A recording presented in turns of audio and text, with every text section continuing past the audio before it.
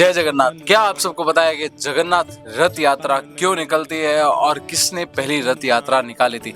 और अगर आप सब ये जानना चाहते हैं तो ये वीडियो एंड तक जरूर देख के जाना। नमस्कार, खमागनी, जय श्री कृष्ण। आप सबका स्वागत है स्टोरीज बाय श्रीजी प्रेम में। तो स्कंद पुराण, ब्रह्म पुराण और पद्म पुराण में भी जगन्नाथ रथ यात्रा का उल्लेख है।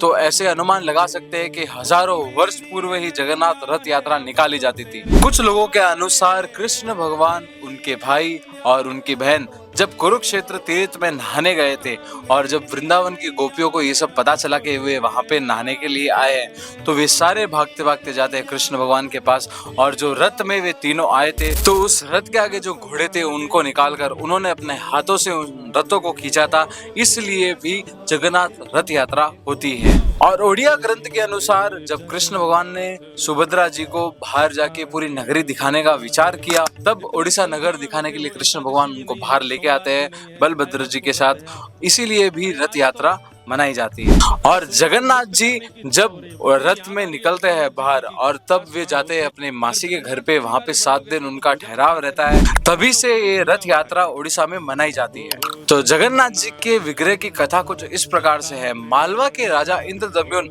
जो कि भगवान विष्णु के बहुत बड़े भक्त और परम भक्त हुए हैं, उनके स्वप्न में जब विष्णु भगवान आके दर्शन देते हैं और उन्हें बताते हैं कि समुद्र किनारे एक नीम की लकड़ी का पेड़ जो तैरता हुआ आएगा, उससे मेरे विग्रह का निर्माण करवाना। तो राजा भगवान के कथन अनुसार वे समुद्र के किनारे पे जाते हैं और वे लकड़ी उनको मिल जाती है। और उसी से उन्होंने सोचा कि भगवान के विग्रह का निर्माण करवाया जाए। तो उस चीज का लाभ लेने के लिए विश्वकर्मा जी आते हैं धरती पर और भेष बदलकर एक बूढ़े व्यक्ति का रूप लेकर उनके पास जाते हैं, राजा के पास, और कहते हैं कि मैं बनाऊंगा जगन्नाथ जी, बलभद्र जी और सुभद्रा जी का विग्रह।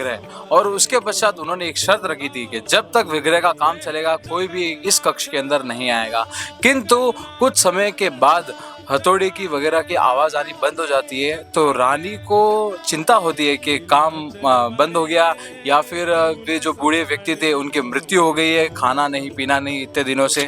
तो 14 दिन बाद 15वें दिन जब आवाज नहीं आती है, तब उन्होंने उस कक्ष को रानी के कथन अनुसार खोला। और जब उन्होंने वो कक्ष खोला तो अंदर कोई भी नहीं था और भगवान कृष्ण की, बलभद्र जी की और सुभद्रा जी की आधी अधूरी मूर्ति थी अंदर। उस विग्रह के अंदर भगवान कृष्ण का हृदय रखा गया है।